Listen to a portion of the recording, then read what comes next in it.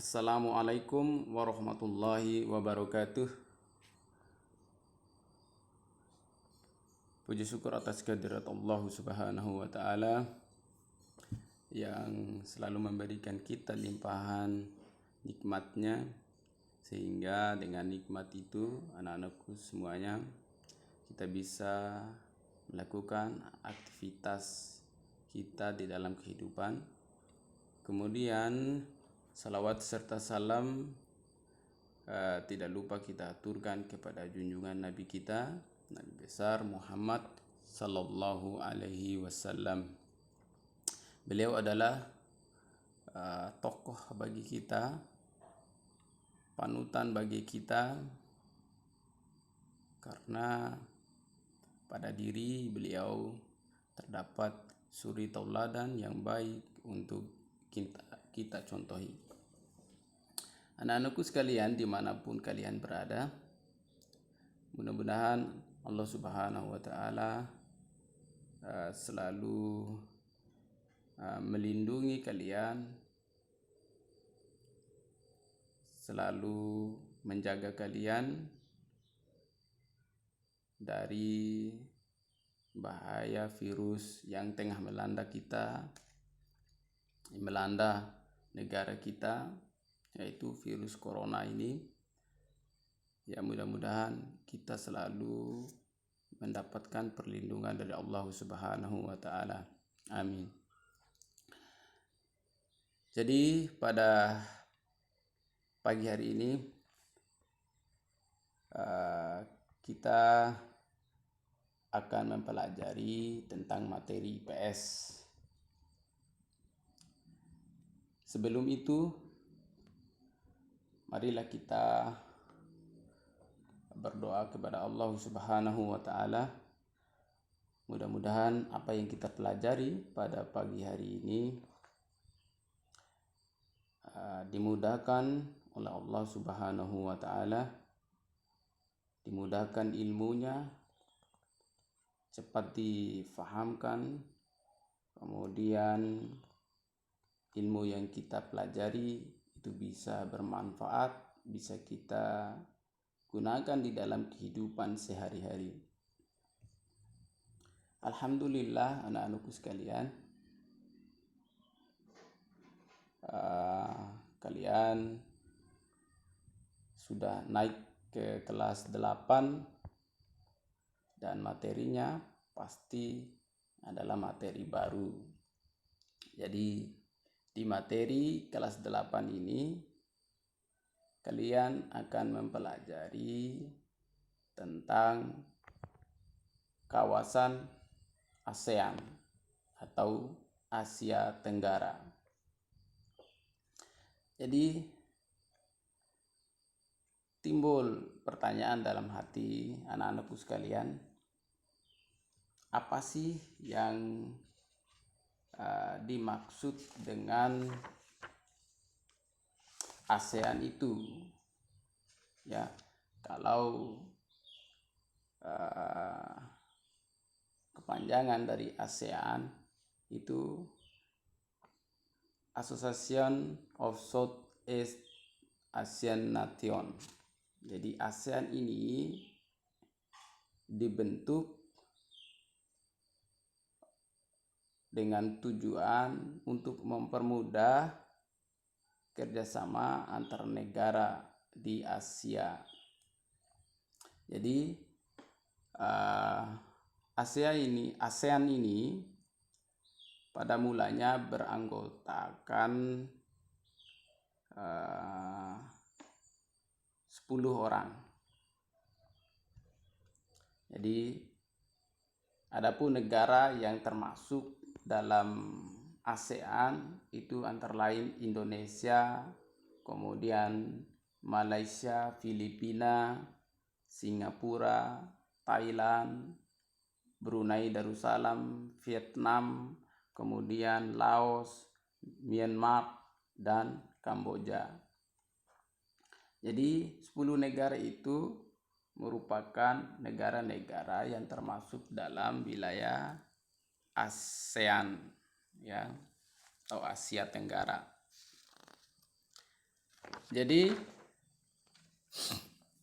ASEAN ini tentunya sebagian besar memiliki wilayah laut dengan luas sekitar 5.060.000 kilometer. Jadi dengan luas tersebut, kemudian memiliki laut yang besar, memungkinkan wilayah-wilayah di Asia Tenggara ini memakai jalur perairan untuk bisa berinteraksi antara negara yang satu dengan negara yang lainnya. Jadi apa saja sih bentuk kerjasama yang dilakukan oleh negara-negara ASEAN tersebut? Bisa kita lihat ya, berbagai macam proses kerjasama interaksi antara negara yang satu dengan negara yang lainnya.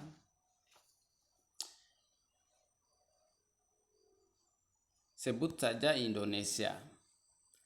Jadi Indonesia itu banyak sekali melakukan kerjasama dengan negara-negara tetangganya. Ada Malaysia, ada Laos, ada Filipina, Vietnam, dan lain-lain. Tentu dengan adanya kerjasama ini diharapkan untuk mempermudah setiap negara di dalam mengelola penduduk, mengelola negaranya. Karena sejatinya anak-anakku sekalian, setiap makhluk hidup itu pasti membutuhkan orang lain. Sama halnya kalian pasti membutuhkan orang lain. Misal di dalam lingkungan sekolah. Di lingkungan sekolah, anak-anakku sekalian pasti saja memiliki kekurangan. Ya, katakan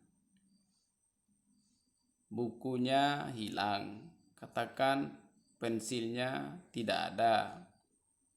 Nah, pasti akan meminta bantuan kepada temannya ya untuk dipinjami, seperti buku, pulpen, dan lain sebagainya. Nah, itu merupakan bentuk kerjasama, saling melengkapi kekurangan teman-teman yang lain. Nah, begitu juga dengan negara. Negara juga melakukan proses interaksi, sehingga dengan melakukan proses interaksi tersebut nantinya diharapkan negaranya bisa makmur, bisa memenuhi semua apa yang menjadi kebutuhan warga negaranya. Jadi anak-anakku sekalian, di materi ini Pak Guru akan membahas tentang bentuk-bentuk kerjasama antar negara ASEAN. Jadi sebelum ke bentuk-bentuk kerjasamanya, pasti ada yang namanya faktornya. Ya, apa sih yang membuat negara tersebut melakukan kerjasama? Nah, jadi di sini ada faktor pendorong dan ada faktor penghambatnya. Jadi faktor pendorong itu didasari kesamaan ataupun perbedaan, ya. Misal di Indonesia itu penghasil padi, penghasil jagung. Nah, sama dengan negara Malaysia, misal sama-sama berpenghasilan padi dan jagung. Nah, dengan adanya kesamaan ini, dua negara tersebut akan melakukan hubungan kerjasama, yaitu saling memenuhi kebutuhan antara negara. Kemudian dari kesamaan ini terciptalah hubungan kerjasama tersebut, ya, sehingga masing-masing negara tidak lagi mengalami kesusahan untuk kebutuhan sumber daya alamnya. Nah, bentuk kerjasama tersebut dinamakan atau diberi nama sekarang ini adalah OPEC, ya, OPEC, OPEC, ya, Organisasi of Petroleum Exporting Countries, ya. Jadi organisasi ini dibentuk dengan tujuan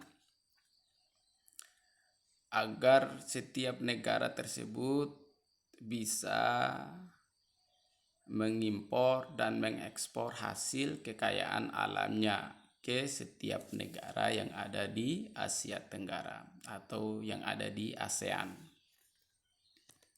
Nah, yang kedua adalah faktor penghambatnya.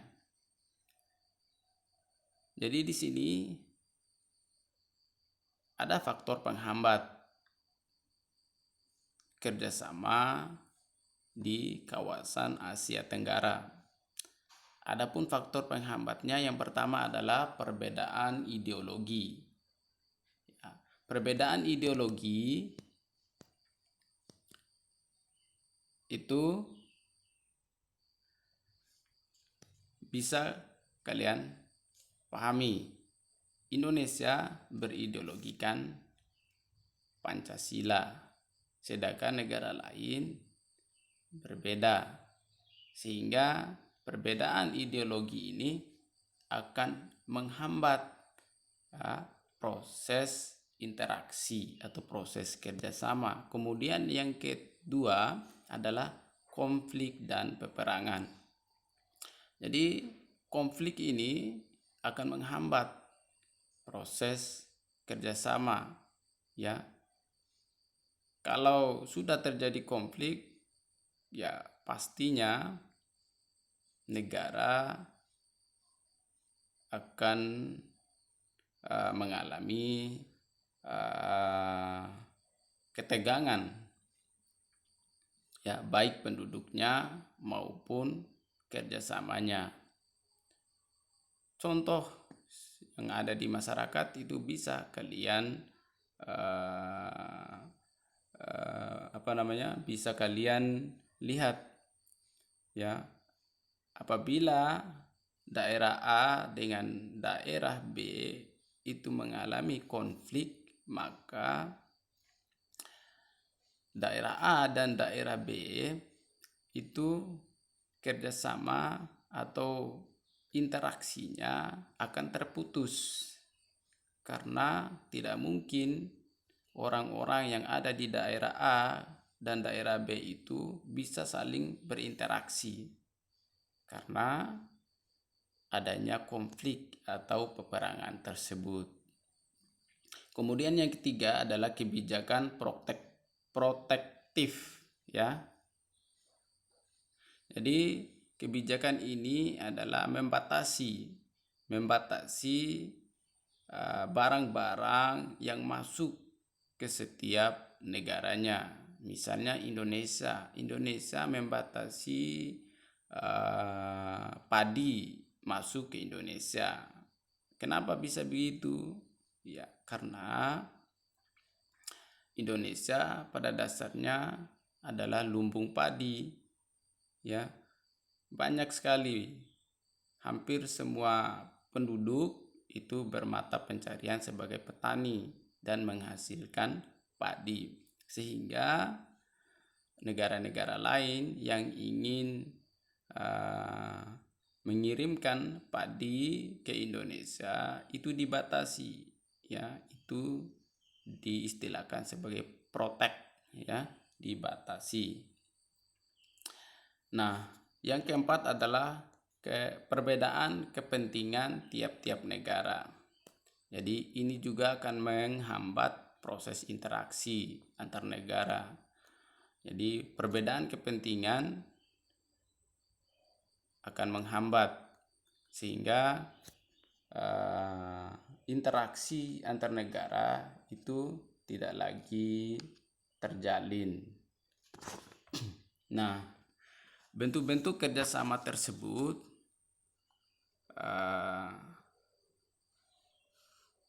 nantinya akan mempengaruhi proses kehidupan dari sebuah negara.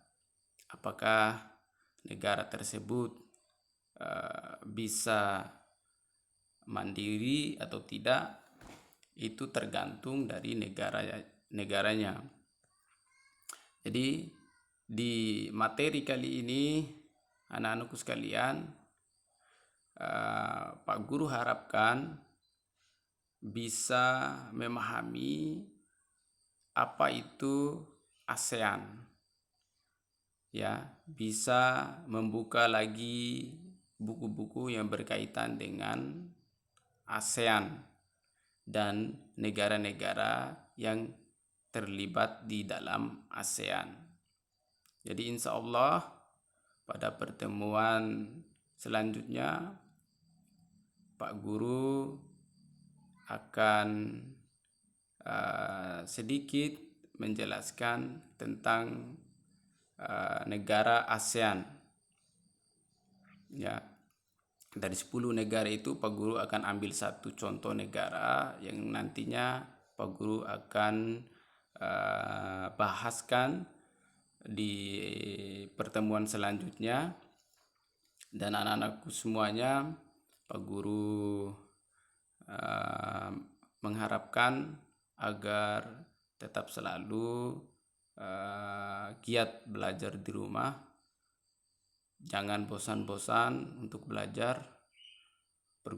Sekali lagi pergunakan HP teknologi yang ada, browsing-browsing di internet supaya wawasan keilmuan bisa bertambah. Jadi kita cukupkan materi pada kesempatan hari ini.